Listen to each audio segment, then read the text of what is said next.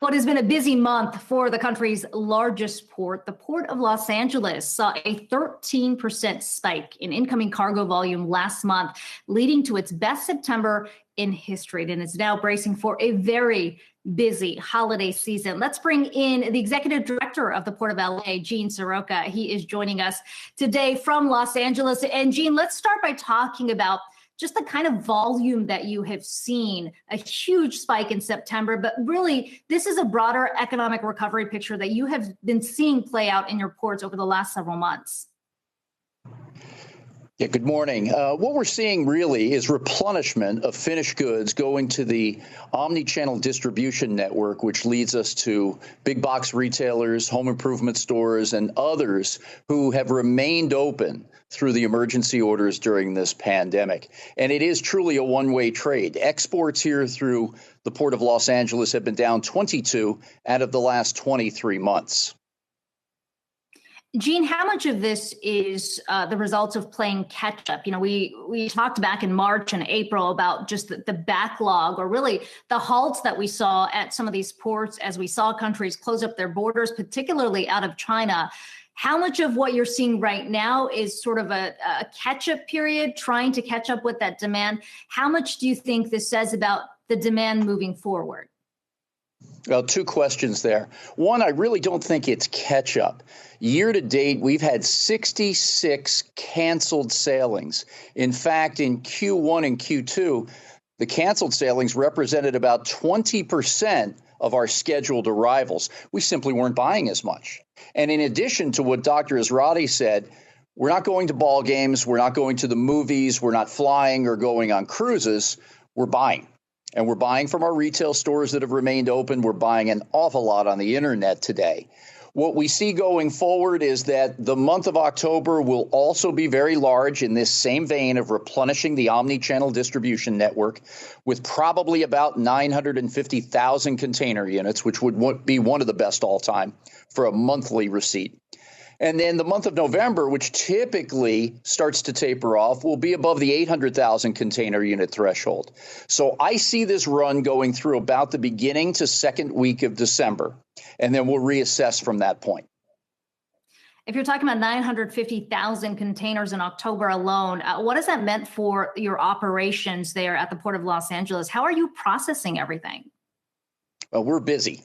But again, where the stress comes from is this one-way trade increase, where on the export side, we continue to wane. So it puts extra pressure on the service providers of rail and truck, the liner shipping companies, and the port itself. Because of COVID-19 health protocol, we see less folks going onto the job in our warehouses. We have to social distance more. Less staffing is at those locations on a daily basis, simply because you can't get the same numbers working at that distance. And with all of this, we're seeing dwell times on the shipments go up, whether it be at the warehouse, at the store, or even on our terminal tarmac, because we're trying to push out as much cargo as we possibly can. So emphasizing round trip or dual transactions with trucks, quick loads to our rail system are all part of what we're experiencing today.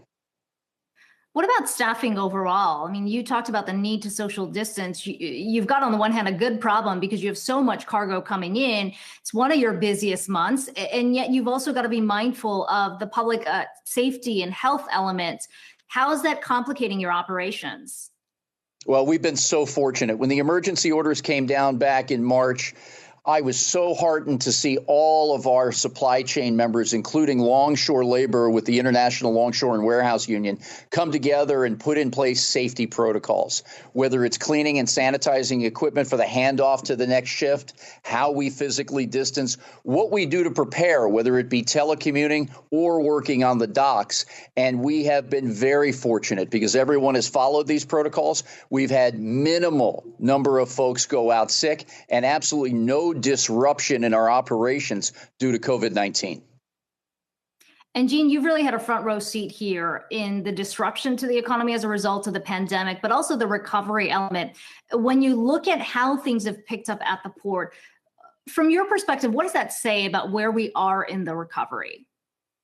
Now, that's a really good question. Again, we see this and what our retailers and other customers are telling us as replenishment. There's also a bit of an earlier start to the holiday shopping season. Earlier this week was with Amazon Prime Days on Tuesday and Wednesday. Folks have a little bit more time. Again, we're not traveling. We're not getting on airplanes or going out to events. We're buying.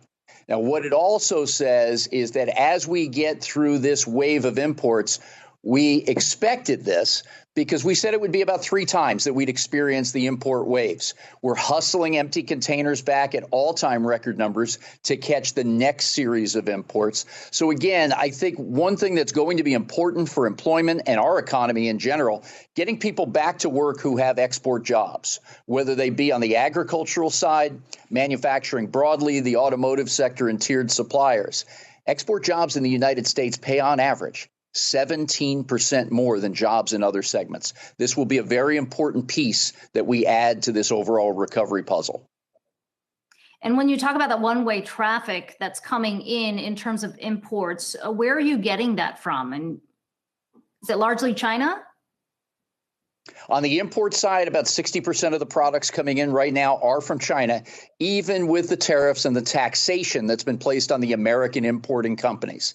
Quite frankly, we're the fastest gateway from Asia to the middle part of this country, and with a large consumer base, especially here in Southern California, with more than 20 million of us buying every day, it is the quickest way to replenish this inventory and work our way through the omni-channel network.